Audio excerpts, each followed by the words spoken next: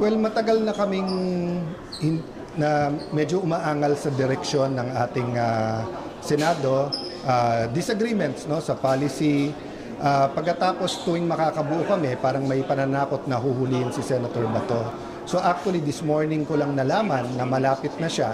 As of Saturday night, sabi niya hindi siya makakarating. So even yung mga kasama namin sa majority, nagulat na lang kanina, but through God's grace, nabuo yung 13. And I think perfect timing kasi na-prove din ni Senator Bato na yung threat sa kanya totoo. Kasi mismo sa loob ng Senado siya hinagod at hinabol, no? At gustong i-prevent na mag-attend siya. Before we go to Senator Bato, former Senate President Soto believes this has all to do with the impeachment. Meron nga The proof of the pudding is in the eating. So, bantayan nyo kami at saka nyo kami husgahan. Pero dun sa speech ko mismo ay sinabi ko na po, di ba, sa lahat na hindi po to, mali po na ang impeachment ay basta lang i-dismiss because of politics, pero mali din na bigla mo namang i-convict na walang ebidensya. May proseso to at malaking bahagi ang accountability ng ating konstitusyon. So I can say anything here, but in the end, bantayan niyo po ang magiging aksyon ng Senado, especially na today, gumalaw na po o ginampanan ng House ang kanilang tungkulin. Maraming nagtatanong kay Senate President Soto, sabi niya ang forthwith ay after may akit ng articles of impeachment, they're gonna convene the impeachment court kinabukasan. Yun din po ba ang forthwith sa inyo? Nilinaw niya sa akin ngayon na to convene, but yung trial ay hindi agad-agad dahil may mga administrative processes. So ang kinukonsulta ko ngayon sa ating Senate Secretariat ay kung yung rules ay kailangan bang pag-usapan muli or i-adapt lang yung dati. So actually I will do everything you've said tonight, but I don't think there will be any delays and I don't think there are any machinations on the part of the new majority. All of us know that the Senate is on trial also, so we will do our best. So if the articles of impeachment will be transmitted by tomorrow, you will convene the impeachment court by Wednesday? I will update you tomorrow, di ba? Kasi I just have to look at everything, di ba? I don't wanna speculate, but we will follow the Constitution, we will follow the rules. Okay, let's talk about Senator Bato de la Rosa. He's under protective custody. What does that mean, sir? That means that paninindigan ng Senado, ang tradisyon ng Senado, na hindi mo basta pwedeng arestuhin sa premises, and we will wait for a final warrant of arrest from the court.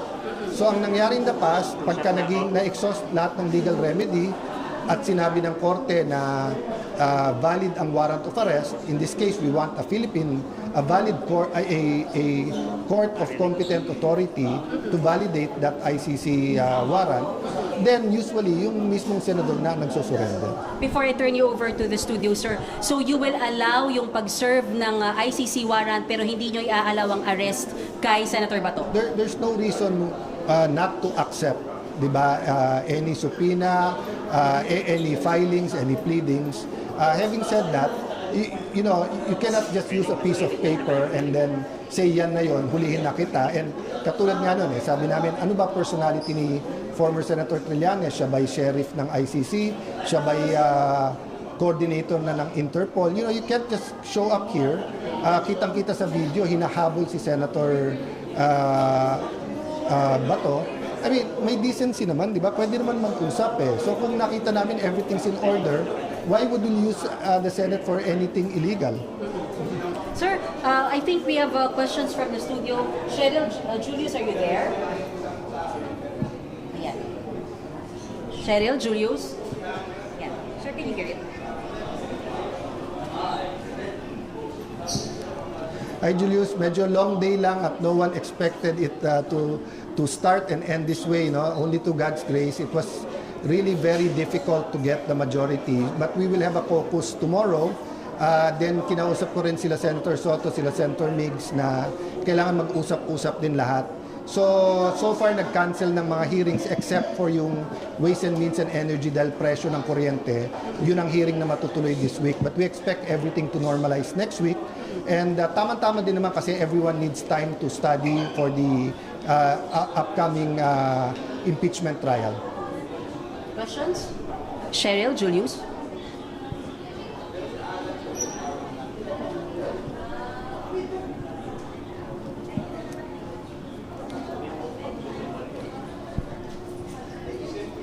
Anything is possible, but we all agreed that except for Senate President and Senate President pro tempore, pag-uusapan pa namin bukas. That's why even si Senator Joel, kasi actually, Julius, we were hoping 14 kami kanina 14 or 15. So, nung nagkabotohan, doon lang namin nalaman. So, doon pa lang namin titignan yung mga committees.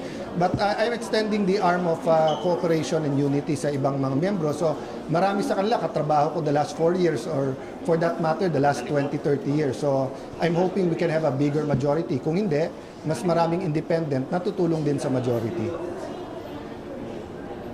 May questions pa kayo? Cheryl po.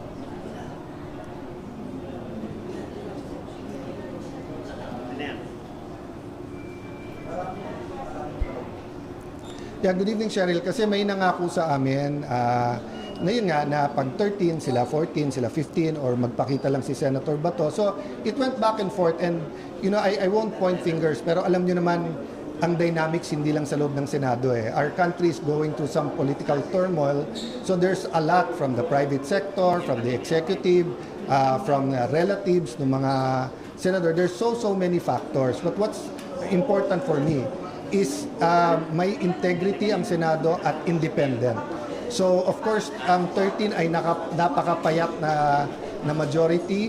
That means I could be there for 1 day, I could be there for 2 years. So if we can build a better coalition, a more balanced and numerous coalition, meaning kung pwede tayo umabot ng 15, 16, mas gusto natin yon. Having said that, so ngayon 13 to 9, we're still going to work with them and of course offer them committees. Last question daw tayo at mag-a-adjourn si SP ng kanyang session.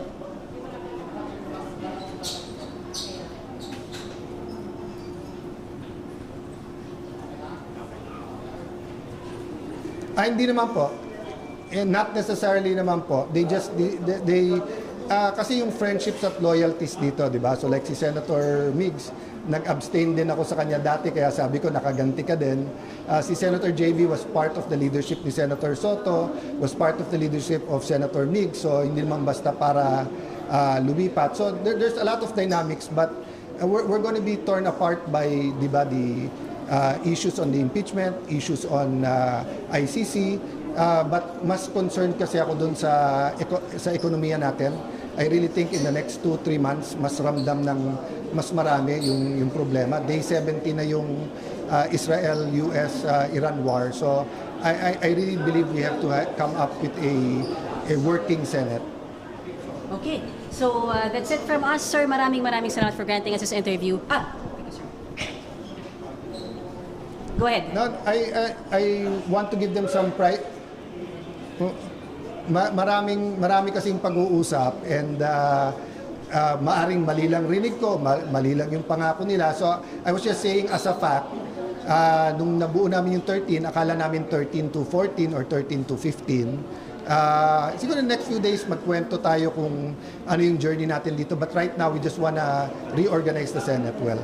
Definitely you will be working for more than 13 dapat, sir. Yeah, definitely.